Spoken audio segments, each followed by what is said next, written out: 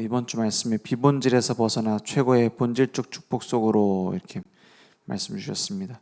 오늘 이 예수님의 상황은 바리새인들, 그 서기관들 이런 사람들이 예수님께서 제자들과 함께 식사하시는 자리에 씻지 않은 손으로 떡 먹는 것을 본 거예요.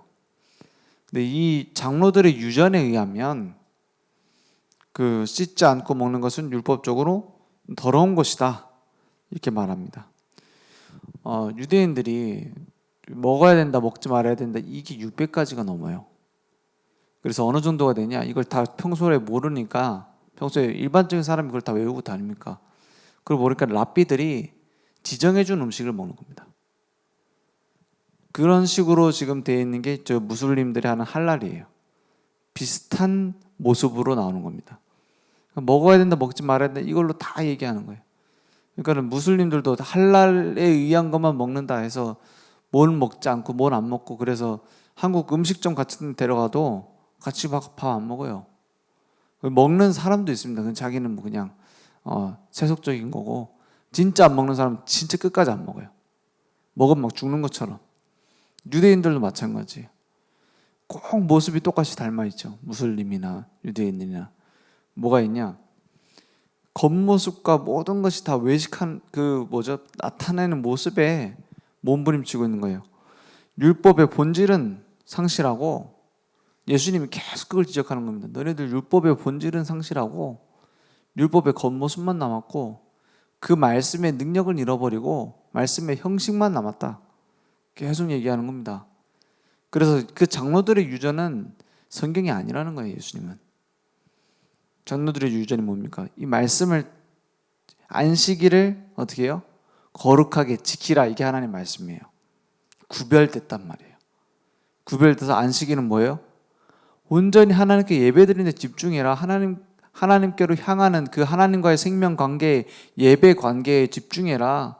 이게 율법의 근본 아닙니까? 그런데 그걸 두고 여러 가지를 정했어요. 뭘 정해요? 거리를 얼마 이상 떨어져서 그날 전날에 자면 안 되고, 이런 식으로 다 정했어요. 안식일에는 노동을 하지 말아야 되니까는 뭘 하지 말아야 되고, 자리도 옮기면 안 되고. 그래서 그 안식일 날에 유대인들은 엘리베이터도 안 누른대잖아요. 전날에 미리 다 조작을 해놔서 매 층마다, 모든 층마다 멈추게 설정해놓고 그거 안 누른다고, 노동 안 한다고 그렇게 해놓은 데잖아요. 이게 지금 유대인들의 모습입니다. 지금도 그래요. 지금도 똑같습니다. 왜 그러냐? 사람의 뭘 안 바뀌어요? 종교성이 안 바뀌어요. 그래서 본질을 잃어버리는 그 상태에 들어간 겁니다. 예수님은 계속 얘기하는 거예요. 그러니까 장로들의 유전에 의하면, 성경이 아니에요. 장로들의 유전에 의하면 예수님이 그리스도라면 이런 모습으로 나타나야 됩니다. 그걸 계속 요구를 하는 겁니다. 예수님한테. 어떤 거냐? 나면서부터 안전뱅이인 사람, 이런 사람 고쳐야 된다는 거예요. 당신이 그리스도라면 다른 사람이 할 수 없는 병든 자 고쳐야 된다는 거예요. 그런 식의 얘기를 계속하니까 예수님이, 그래, 그러면 내가 그리스도라는 걸 내가 보여줄게 하고는 하는 모습들이 이제 수많은 사람들을 치유하는 겁니다. 막 기적을 일으키는 거예요. 그러니까 유대인들 헷갈리는 겁니다. 뭐가 헷갈려요? 자기들이 가지고 있는 그 장로들의 유전에 있는 그 기적을 행하거든요. 그러니까 메시아인 것보다 하는데 또 전통을 안 지켜. 손 씻고 먹어야 되는데 안 먹네? 손 안 씻고 먹네? 이런 식으로 지금 헷갈려 하는 거예요. 그러니까 혼란 속에 빠지는 겁니다. 계속. 그러니까 예수님이 그리스도일지도 모른다 하면서 이 사람들 따라다니는 거예요. 당신이 그래서 그리스도입니까? 계속 물어보잖아요. 근데 예수님이 거기에 대해서 명확하게 대답을 안 해요. 그래, 니네들이 아는 그거다. 내가 말하지 않았냐? 이런 식으로 자꾸 얘기해요. 그러니까 확실하게 얘기를 안 하니까 이 사람들이 계속 따라다니면서 물어보는 겁니다. 왜 그럴 수밖에 없느냐? 유대인들이 생각하고 있는 그리스도, 하나님이 보내신 그리스도가 아니에요. 유대인들이 생각하는 그리스도는 저 마국간에서 태어나면 안 돼요. 그런데 하나님이 주신 그리스도는 마국간에서 태어나야 돼요. 왜 마국간에서 태어나야 돼요? 모든 사람을 구원하시려고. 모든 사람을. 그러니까 뭐까지 얘기했냐 유대인들. 아니 마국간이 무슨 말이냐. 말은 무슨 동물이에요? 이방인들의 동물이에요. 말은. 유대인들의 동물은 뭐예요? 양입니다. 양.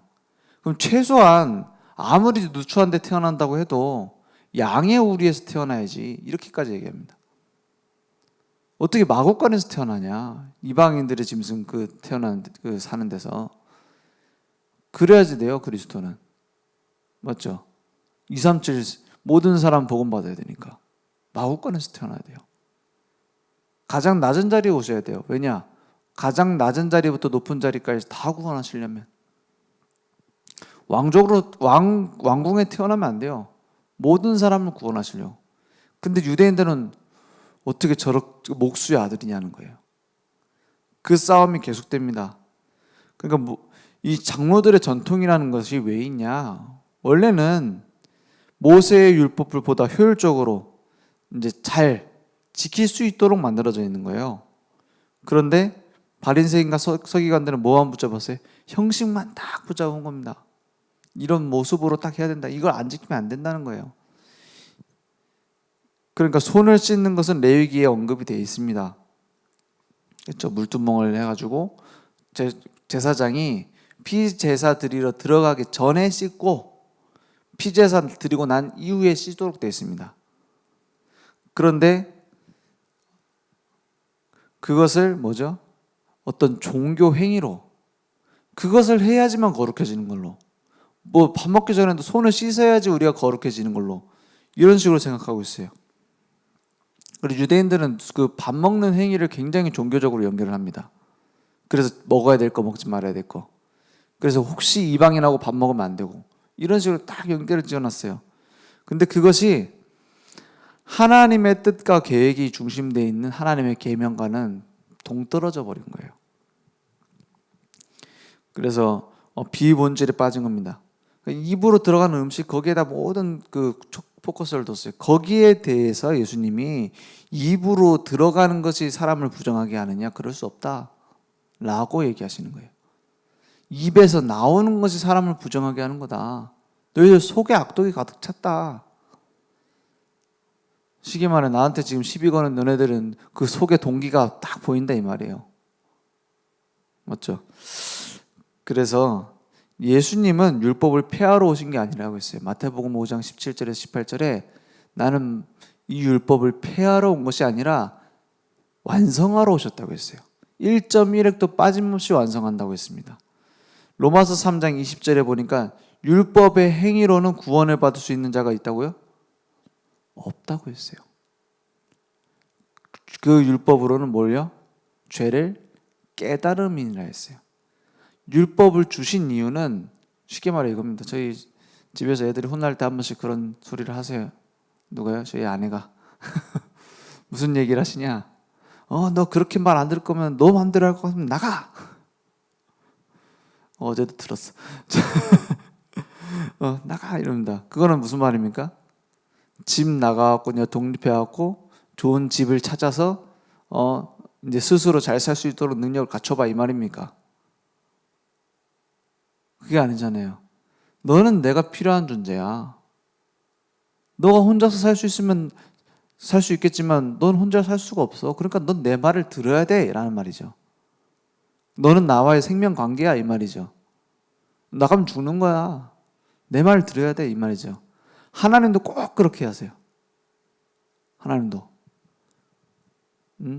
우상 숭배하면 다 죽인다는 거예요. 왜?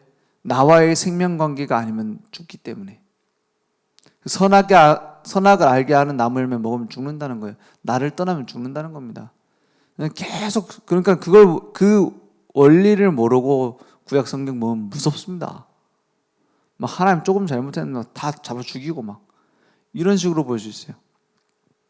하나님 질투하시는 하나님이라고 막 무섭다 그러고. 하나님을 떠나서 살 수 없는 영적 존재로 만들어진 거예요.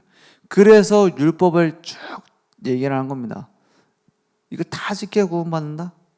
니네 이거 다 지킬 수 있겠니? 나를 떠나서 너네들이 요런 율법을 지킬 수 있겠니? 떠나면 죽는 거야. 내게로 와야 돼. 이 말입니다. 너는 나를 떠나선 죄인이야. 내게로 와야 돼. 이 말입니다. 그러니까 율법주의는 뭘 얘기하는 거냐? 독립해서 잘 살아보려고 몸부림치는 거예요. 하나님과의 생명관계 없이 내가 완전한 존재로 살아보겠다고 몸부림치는 거예요. 그러니까 어떻게 됩니까? 나도 죽고 너도 죽고 같이 죽죠.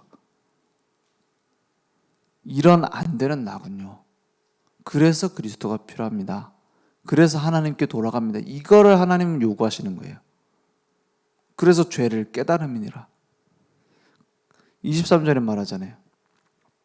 모든 사람이 죄를 범했음에 하나님의 영광에 이르지 못하더니 24절에 그 속량으로 말미암아 의롭다 함을 받았다 되어 있어요. 그래서 우리 능력으로 구원받을 수 없고 우리가 잘 지켜서 구원받는다. 그럴 수 없다라고 선언하셨어요. 그렇게 하려고 하지 말라고 하셨어요. 그런데 서기관들은 유대인들은 그걸 하려고 몸부림치는 겁니다. 그 율법의 본질을 다 잃어버린 거예요. 그래서 예수님은 나중에 그렇게까지 얘기했잖아요. 야, 형제를 보고 라가라고 하는 것도 살인이다. 라가 이제 바보 멍청이 이런 뜻입니다. 욕입니다. 그것도 살인이다. 마음의 음욕을 품으면 간음이다. 그러니까는 사람들 깜짝 놀라잖아요. 아니 어떻게 그래갖고 그럼 어떻게 구원받습니까? 그럼 뭐가 율법입니까? 율법은 두 가지다. 하나님 사랑, 사람 사랑, 형제 이웃 사랑이라 했죠. 하나님 만나지 못한 사람이 어떻게 하나님을 사랑합니까? 하나님의 큰 은혜를 받지 못한 사람이 어떻게 하나님을 사랑하고 사람 사랑합니까? 다 거짓말이죠. 그래서 종교는 겉모습만 바뀌는 거예요. 겉에 행위만 바뀐다는 거예요. 그걸 보고 예수님은 계속 지적하시는 겁니다. 그걸 외식하는 거라고 했어요. 그래서 믿음으로 율법은 깨트리는 것이 아니라 도리어 굳게 하는 것이고 자기 행위의 공로로 구원받은 것이 아니라 은혜로 구원받아 그 은혜로 우리는 사람을 살리는 하나님을 사랑하는 사람이 되는 겁니다. 그래서 우리 아이들하고도 한 번씩 얘기해요. 우리 특히 중고등부 아이들하고 포럼하잖아요. 야, 술집 다니는 여자가 예수를 믿게 됐다. 토요일 날 술을 진탕 먹었다. 술 냄새가 막 땀샘에서 술 냄새가 진동을 한다. 다음날 주일날 교회 와야 되냐 말아야 되냐 물어서. 그런 사람이 예수 믿어 구원받았다. 하나님의 은혜입니다. 그러면은 어떻게 해요? 와서 예배 드리는 거예요. 그러면 교회가 그걸 보고 손가락질하면 안 됩니다. 하나님의 은혜구나 깨달아야죠. 그런데 만약에 네가 전날에 술 진탕 먹고 교회 왔다. 그럼 어떻게 해야 되겠냐? 끌려가서 혼나는 날이 되거든요. 맞죠? 우리가 교회 예배 드리러 올 때 정장 입어야 된다. 아니면 한복 입어야 된다. 그게 아닙니다. 하나님을 사랑하기 때문에 제일 좋은 옷으로 입고 오는 거예요. 예전에 코로나 사태 이전에 저희 신학교 졸업할 때 어떤 세미나를 했어요. 이제 어떤 목사님이 오셔서 막 강의를 하시잖아요. 강의를 하는데 그때 되게 앞서 나가는 분이시죠. 모여서 예배를 안 드리는 거예요. 모든 걸 인터넷으로 방송으로 다 내보내고 어떻게 해요? 포럼도 다 올려가지고 이렇게 SNS 같은 걸 다 해가지고 포럼하고 교회가 장소가 필요 없어. 그래갖고 이제 앞으로 이런 시대에 이런 목회를 하는 거다라고 하는데 지금 보니까 참 도움이 되는 얘기를 많이 하신 것 같아요. 그런데 저희 동기랑 얘기를 하는데 뭘 얘기를 하냐? 그게 진짜 그게 예배 드리는 거냐? 집에 앉아가지고 누워 있는지 서 있는지도 모르고 그 틀어놓고 그거 하는데 그 예배 드리는 거냐?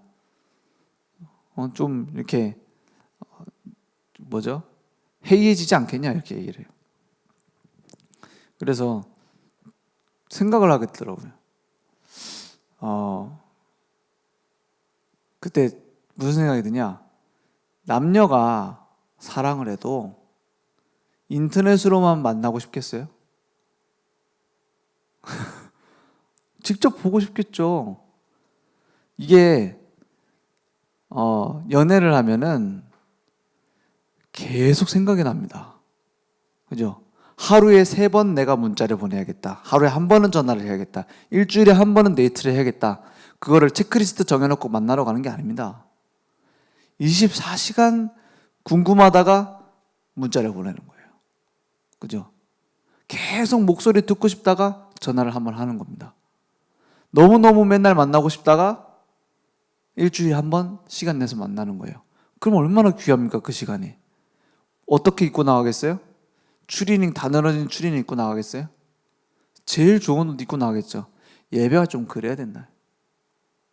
맞잖아요. 아니 뭐 주일날 모여서 예배를 드려야지. 그게 율법입니다. 우리가 복음을 사랑하고 하나님이 함께 하시는 그 은혜를 알고 그러면 너무너무 모여서 예배 드리고 싶다가 그 자리에 오는 겁니다. 은혜의 자리에 오는 겁니다. 그게 정상이지. 어제 저게 정상이냐 이 생각을 했거든요. 맞습니다. 우리가 상황이 안 돼서 못 모이죠. 그런데 우리가 너무 안 모이니까 편하다. 그래 되면 안 됩니다. 그죠? 우리가 진짜 예배 드리고 진짜 하나님 앞에 나오고 이게 너무 감사해서 막 준비하는데도 기쁘고 이러다가 우리 드디어 우리가 좀 모여서 예배 드릴 수 있겠구나. 그게 정상 아닙니까? 그래서 모든 비본질적인 것을 벗어나 오직 본질 속으로 본질적인 율법주의에서 벗어나야 돼요. 율법주의를 계속 갖고 있으면 뭐냐? 믿음이 안 생겨요. 막 지켜야 되지, 해야 되지. 뭔가 되는 것처럼 보입니다. 막 기도 수업도 잘하는 것처럼 보이고 막 예배도 잘 지키는 것처럼 보이는데 그 중심에 복음의 뿌리 안 내려져요. 복음의 뿌리가 안 내려져요. 그래서 참된 예배가 되지 않고 영적 성장이 멈춰버립니다. 경건의 모양이 있지만 경건의 능력이 없어져요. 그래서 저는 중요한 것이 진짜 예배 드릴 때 혼자 하나님께로 갈 수 있는 시간이 꼭 필요해요. 그래서 외식이라는 가면을 벗어버립니다. 그래서 저는 꼭 다락방 갈 때 간증을 할 때 하나님 역사 일어났다 잘 안 해요. 내 잘못한 거. 저 부부싸움 하고 나서 이제 다락방 가려면 힘들거든요. 가려면 무슨 생각이 들어요? 방금 또 그 다락방 가려고 이제 차 타고 내렸어. 이제 올라갔는데 엘리베이터 탔는데 문자가 와 있네. 이제 와 있어. 뭐 이래가지고 막 연락 안 할래 막 이러고 와 있어.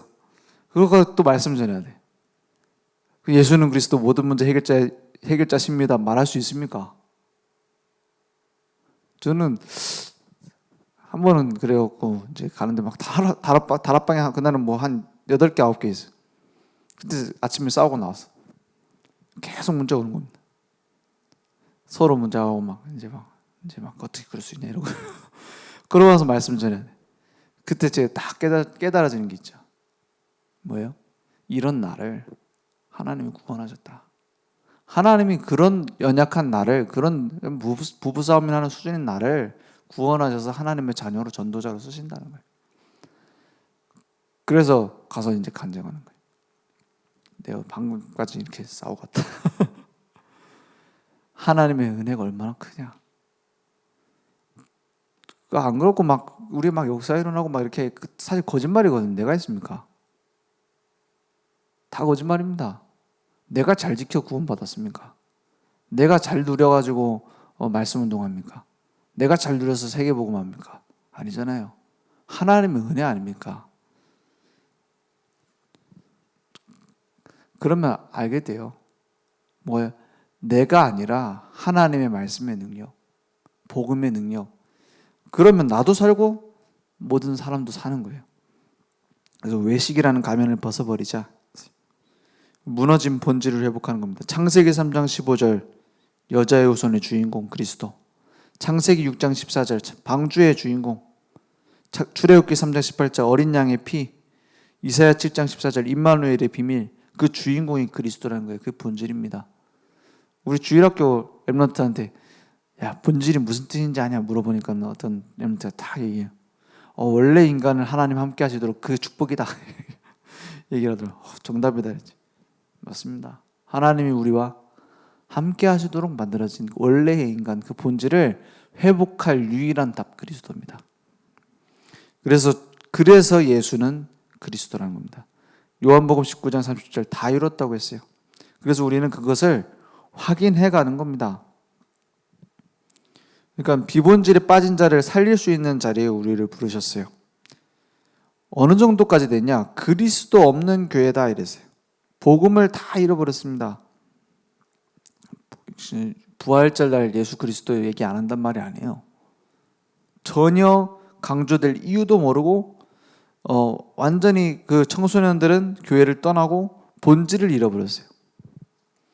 예수님을 얘기 안 한단 말이 아닙니다. 예수님에 대해서 그 본질을 얘기를 안 해요. 뭐 바르게 살아야 된다, 열심히 살아야 된다, 뭐 체험해야 된다 이런 식으로 딱 빠졌어요.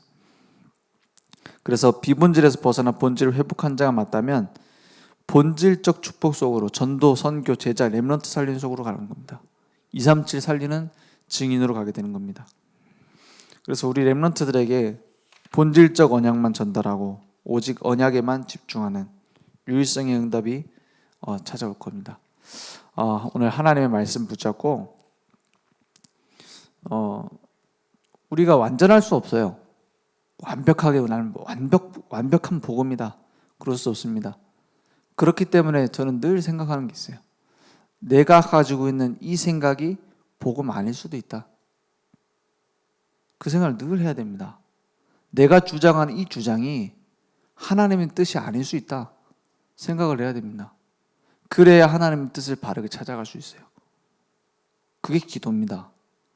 우리가 언제 뚝딱 완전한 도인처럼 갑자기 어느 날 산에서 내려오더니 완전 복음이라 이렇게 되는 법은 없습니다. 우리 틀린 체질 그런 거 갖고 있어요. 그걸 인정하고 늘 찾는 겁니다. 그게 기도입니다. 오늘 나에게 본질을 찾는 기도가 시작되는 증인 되길 원합니다. 기도하겠습니다. 하나님 감사합니다. 하나님은 지금도 부활하신 능력 그대로 그리스도께서 함께 하심을 믿습니다. 하나님, 우리의 모든 것을 알고 부르신 줄 믿습니다. 이제 예수님의 십자가 앞에 모든 걸 내려놓고 증인되는 우리 삶이 될 수 있도록 역사해 주옵소서. 예수 그리스도 이름으로 기도했습니다. 아멘.